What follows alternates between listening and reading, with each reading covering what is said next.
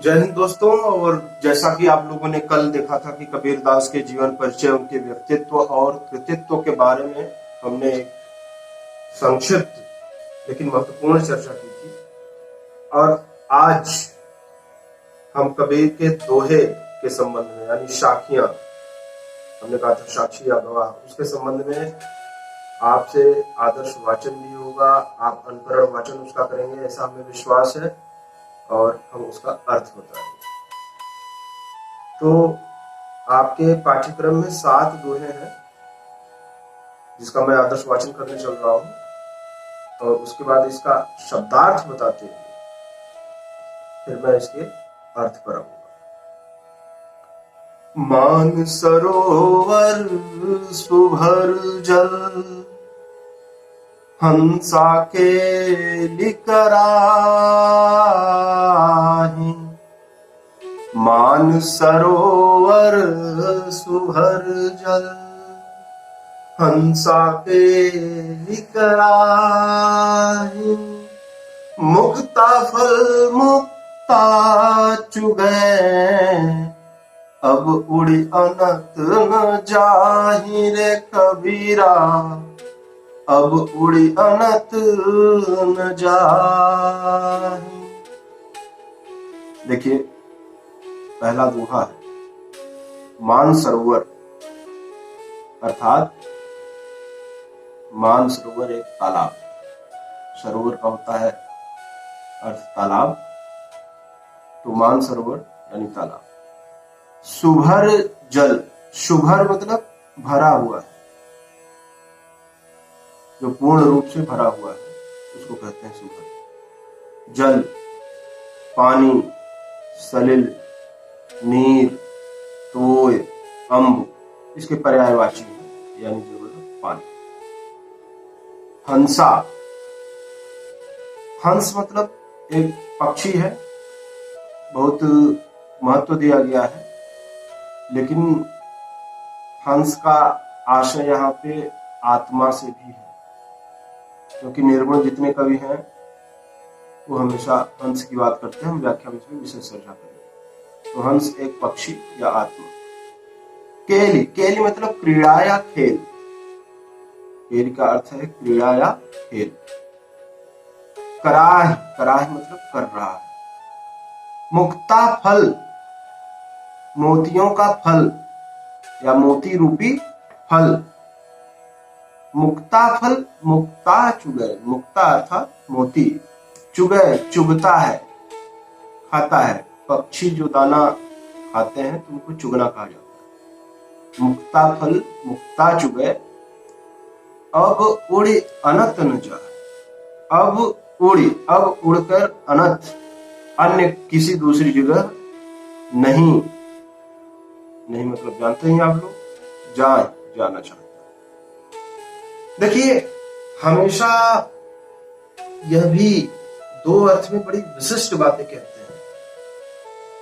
एक सामान्य अर्थ चलेंगे, दूसरा विशिष्ट अर्थ चलेंगे। मान सरोवर सुभर जल, मान सरोवर तालाब पानी से भरा हुआ है। मान सरोवर सुभर जल, हंसा के लिकराही। मान सरोवर रूपी तालाब जल से भरा हुआ है, जिसमें हंस क्रीड़ा कर रहे हैं। तमाम हंस हैं, उसमें खेल रहे हैं, और खेलने के साथ साथ क्या कर रहे हैं?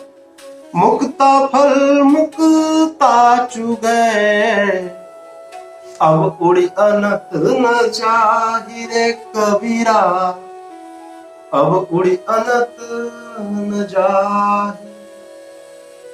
और उसी तालाब में मोतियों का फल है, तो तालाब में मोतियों के फल से मोती को चुग रहे हैं ये हंस, और चुग करके ये इतने तृप्त हो गए हैं कि इस मान सरोवर को छोड़ करके अन्यत्र कहीं नहीं जाना चाहते।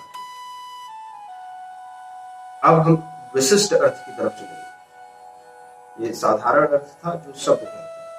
देखिए, विशिष्ट अर्थ, मान सरोवर एक दुनिया है, और मानसरोवर दूसरा क्या है? मोक्ष का घर है, यानी ईश्वर का घर। सुभर जल, भरा हुआ जल। भरा हुआ जल क्या है? दुनिया में भरा हुआ जल, जितने भौतिक संसाधन है, जितने सुखोपभोग की वस्तुएं हैं, तो यह संसार एक मानसरोवर की तरह है, और यहाँ के जो भौतिक संसाधन हैं उनका सुखोपभोग कर रहा है हंस, यानी आत्मा। आत्मा अर्थात जीवधारी के शरीर में जो विराजमान है वह आत्मा क्रीड़ा कर रही है, और मुक्ता फल मुक्ता चुके। इस संसार रूपी, माया रूपी संसार से, इस माया रूपी संसार से वह मोतियों का फल चुग रही है। वह मोतियों का फल चुगने का क्या आशय है? कि जितने भी सुख उपभोग की वस्तुएं हैं वह मनुष्य उनका सेवन कर रहा है। कोई मनुष्य मरना नहीं चाहता। अगर आप किसी से पूछेंगे क्या आपको मोक्ष चाहिए, क्या आपको मृत्यु से भय लगता है, तो सबको मृत्यु से भय लगता है, कोई मरना नहीं चाहता। कबीरदास जी कहते हैं कि मनुष्य कभी नहीं मरता, आत्मा अजर अमर होती है। यही ज्ञान की बात कर रहे हैं कि मुक्ता फल मुक्ता चुके। इस माया रूपी संसार से वह मुक्ता रूपी फल, यानी भौतिक संसाधनों को ही मोतियों का फल समझते हुए उसको चुग रहा है इसी संसार में। वह उड़ करके और कहीं नहीं जाना चाहता। कबीरदास ने हंस का बड़ा प्रयोग किया है। एक पद है उनका, उसमें वो गाते भी हैं, कहते भी हैं कि भंवरवा के तोहरा संग जाई रे जाई, के तोहरा संग जाई। मतलब भंवरा है, हंसा है, ये सब आत्मा के प्रतीक है। एक और अर्थ में लेंगे तो मानसरोवर वैकुंठ नगरी है, मोक्ष नगरी है। यहाँ जहां ईश्वर का वास है, मानसरोवर वह है। कोई भी धर्मावलंबी कोई भी ईश्वर का वास मान सकता है। सुभर जल, वहां पर भी बहुत सुख सुविधाएं भरी हुई हैं, वह भी एक तालाब है, और जहां एक आत्मा जाती है। और मुक्ता फल मुक्ता चुके, जो मोतियों के फल को चुनती हैं, वहां की जो आत्माएं धरती पर भेजी जाती हैं वो भी नहीं आना चाहती हैं, क्योंकि उनको वहां पर भी सुख है। अर्थात जिस मानसरोवर में हंस, आत्मा रूपी हंस मोतियों के फल चुग रहे हैं, वो अपने अपने मानसरोवर को छोड़ करके जाना नहीं चाहते।